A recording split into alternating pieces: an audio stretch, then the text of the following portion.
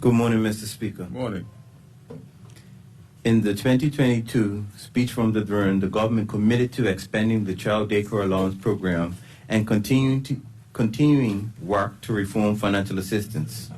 Today, I am pleased to table in this honorable House the financial assistance reform policy paper, which maps out the framework to strengthen the social protections for Bermudians. The changes will assist Bermudians with maintaining a dignified standing of living.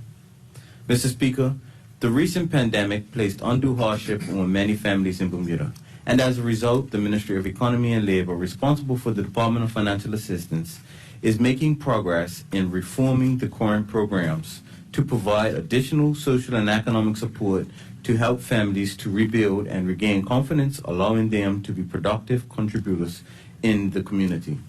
Mr. Speaker, the programs under the operational guidance of the Financial Assistance Act 2001 and the Child Daycare Allowance Act 2008, together with the regulations, offer financial assistance to eligible Bermudians who cannot meet the cost of their basic living requirements or expenses, resulting in the need for partial or full financial awards.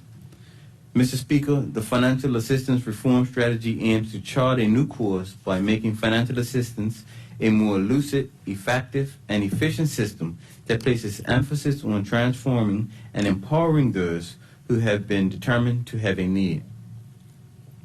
In order to ensure that Bermudian families are supported and are less burdened, this ministry proposes to make a number of changes to the current system with the ultimate goal of increasing access to the current social protections and the overall coverage of benefits. Enhancements will include, but are not limited to, expanding eligibility, allowing recipients to retain partial income from work, improving support to assist Bermudian children with greater access to child daycare and child maintenance, adding new funding schemes to allow recipients to receive gifts, and creating short-term funding for sudden hardship. Mr. Speaker, a review of the asset rules to enhance the ability of individuals and families to become financially stable is also being considered in the proposed reform initiatives. An adjustment to asset limits will allow Bermudians to save and improve their financial standing to prepare for the day that they can transition off of the system. Mr. Speaker, further changes will include amendments to the schedule of allowable expenses in order to reflect current economic market cost. Families will have greater support to meet their monthly obligations following the implementation of these changes. Mr. Speaker, in addition, the 7-year term for able-bodied persons to be on the systems will be altered.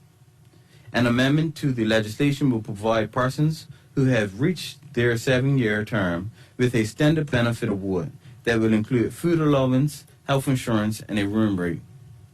Mr. Speaker, the proposed reform initiatives will be made in this legislative session to promote enhanced protections to individuals and families in need and provide assurance that the government is committed to realizing the promise made to strengthen social protections for Bermudians. Thank you, Mr. Speaker.